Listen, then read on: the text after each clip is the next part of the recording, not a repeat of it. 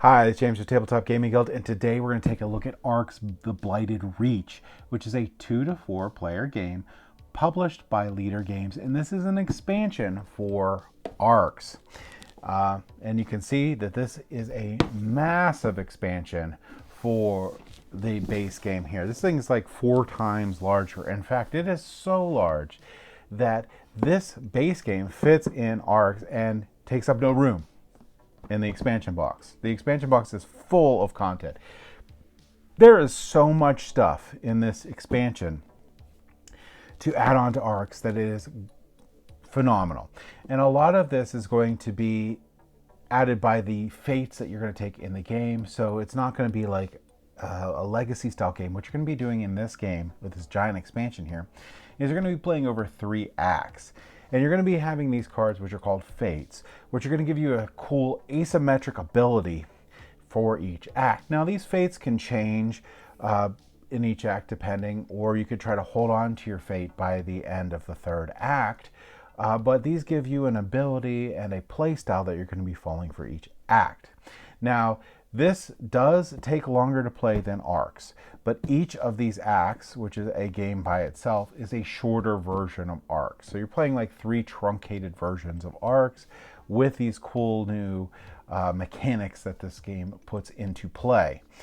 So I'm going to go down to the table here. I'm going to just show you basically what comes in this and show some highlights for it. And then we're going to come back and I'm going to give you my final thoughts.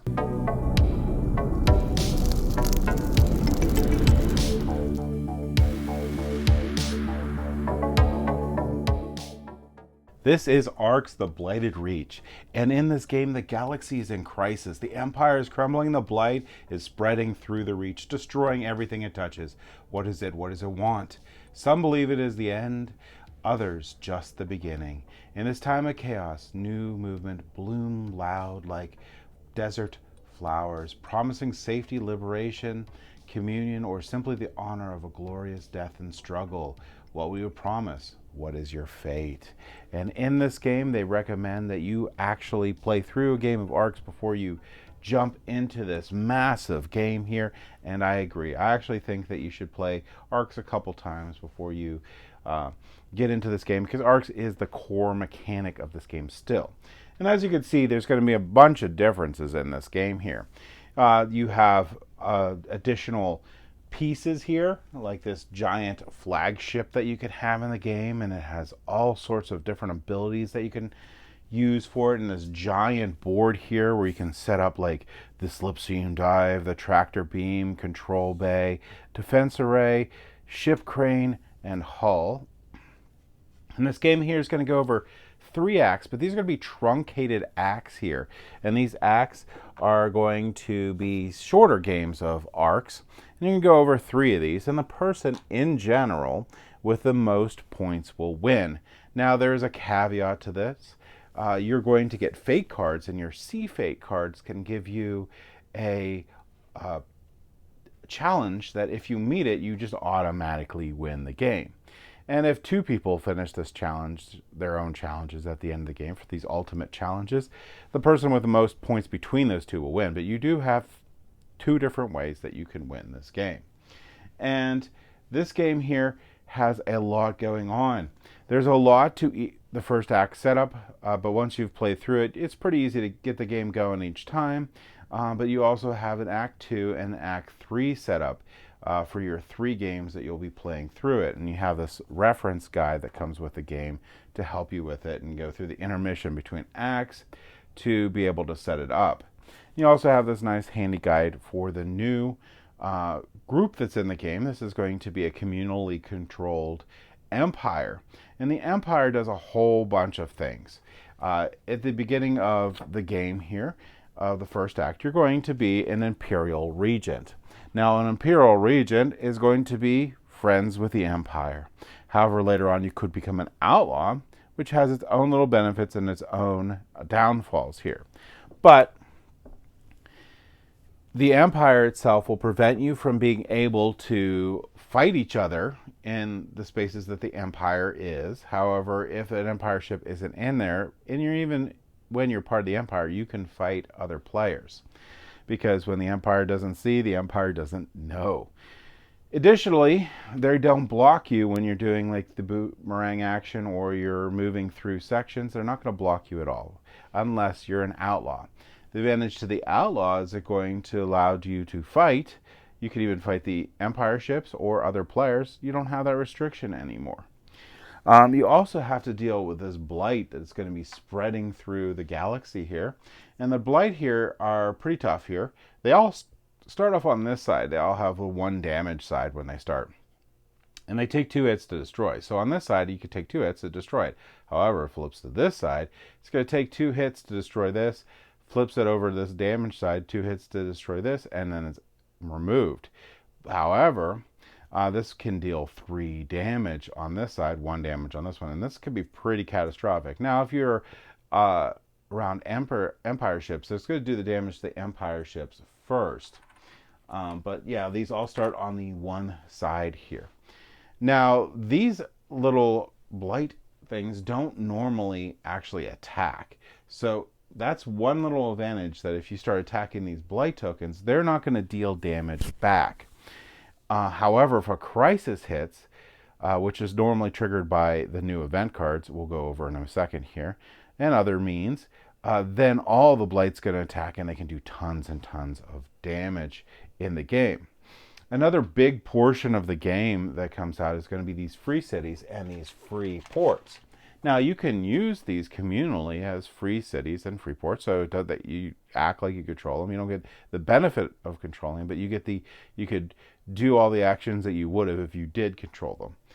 You could also raid and destroy them too, if you wish. So those are really useful pieces out on the board at the start of the game. And since I've mentioned them already, we're going to talk about them real quick. The game also has these event cards. And these event cards are really unique. When you draw them, you can use them to copy the lead card. So you're going to get to be able to do the lead card and as many actions the lead card has. However, you're going to fire a crisis and bad things will happen. And there's other ways this can happen. You're going to have your normal market row up top there, but you also have this Imperial Council card. And you can secure this and flip it over to the Imperial Council decided side as a reminder here. And this is an additional layer in the game. And you also have these new rules, and you have this rule booklet here that will continually have rules added to it. That you could read through, and these are the new rules that will be imposed on in the games here that you're playing. You have things like edict cards, which are new actions players can take and normally related to the role of that player or the first region. And these things are things that you're going to gain from your fate in the game. So this game actually has fate cards, which I'm going to show you here in a second, that you run through, and they give you like your group an asymmetric power. So at the start of the game here, you're going to look through these A fates. And in each act, you have the opportunity to gain more powerful fates. But at the start of the game, you're going to get 2 of these fates, and you're going to pick one. Now, for your first game, you might as well just pick whichever one you think's cool. But there's a lot of different fates in this A deck that you can go through. And when you get your fate, let's say you get this 8 fate here, you're going to go get those cards that correspond to that fate. So let's say I grab this fate, and I'm going to go grab the cards. And there's a lot of cards to this game here. So there's a lot of really cool stuff that you're going to get with all these fates. And these fates here are going to bring you back to thinking of like some of the older leader games, like Root and such, which allow you to have super asymmetric powers. And all right, so these fates are really, really powerful. You get giant decks of cards here with each of these. And these here are going to give you what you need to do for your setup. Now, I recommend that when you get a fate, you read off your fate to each player here, and they can go through 3 different acts, and they can build through each one. And you're going to have 3 different acts worth of stuff in here, and these setup cards are going to tell you what to do. Like this one says you're going to gain the Faithful Disciples, this card right here, and the Spreading Faith card here. Then you're going to stack the 9 cards right here. Faithful action cards, numbering numbered order, so 1's on the top and 9's on the bottom.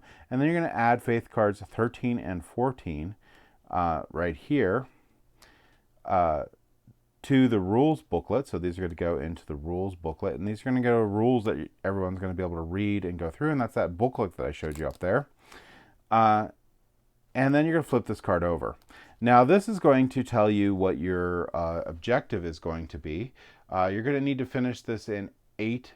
You're going to need to finish 8 time war. So you're going to, when you set up the game here, you're going to place your little marker on 8, which is this little disc here, and you're trying to get this marker down to here. If you do, you can have the option of keeping your fate into the next round. Otherwise, you lose it. We'll go over that in a second. But for each action, each time you win an ambition, advance 1 for each action pip on the top card of the faith action card stack. If the stack is empty, advance 10 instead. So you're trying to advance this to be able to finish it up and keep it on so you can do the Act 2 stuff. And these are really cool, and they give like really cool asymmetric powers to each player. Now, if you're able to keep it, you're going to draw 1 from the B deck here in Act 2, but if not, you'll draw 2. Then you're going to pick from them. These are harder, but they can be more powerful, and they give you different asymmetric abilities. You're going to pull those decks from the game here. And in Act 3, you can get some C cards. Now these C cards, some of them can have another path to power. And if you complete this, like I said, you could auto-win the game. Now, if 2 people complete this, it's still going to be the person with the most victory points at the end of the game between those people that completed their ultimate ultimate victory conditions. But fates are a big part of this game here. They give the asymmetric powers to the game. They give that really cool feel that everyone has like a different way of winning or scoring points in the game, more in line with the other root games in the line. As other things you're going to notice here is this is a much, much smaller map. At the start of the game, you're really stuck in this little cluster down here, and you're going to have to spread out.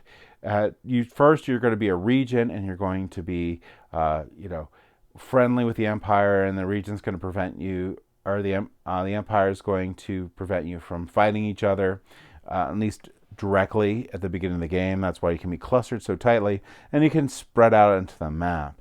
But and you could take Empire ships with you if you want for protection on your turn. So there's a lot of decisions you need to make, and eventually maybe you want to be an outlaw.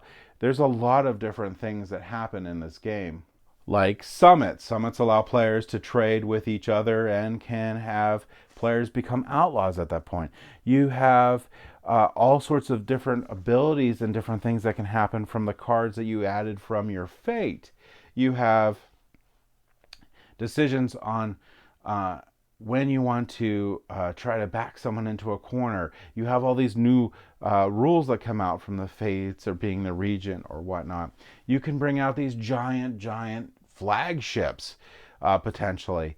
Now these ones won't always come out in the games, and there's conditions that need to have to bring them out. And these do remove your cities from the game and all sorts of other fun stuff, and they can be dismantled too. But you get this really cool board here that you can build up all your stuff. Like you can build your slipstream drive, you can build your tractor beam, you can drill your control room array, you could draw your defense array, you can draw your ship crane, you could build your hull. And here's like the defense for each of these, so you can protect your investments there, and they can do a lot of stuff. Like hull here, you may build up to 1 ship per turn in your flagship systems, with the 2 with the ship crane, if you have the ship crane in here.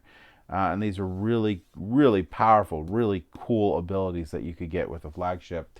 And lots of, you're really impressive when you have those out there, and people, you draw the other player's attention.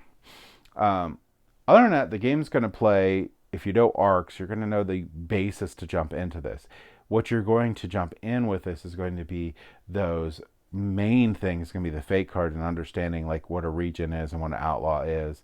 But the game does come with a lot of really cool, helpful hints during the game, like the regent card and the flagship upgrades. You have cards for that to help everyone. Everyone gets this player guide here, so there's enough for each player in here, and then this has a lot of information about the different things. So if you have questions, you don't have to necessarily jump straight into the rule book each time and have to pass that around. So I really appreciate the nice player aids that everyone gets for this game.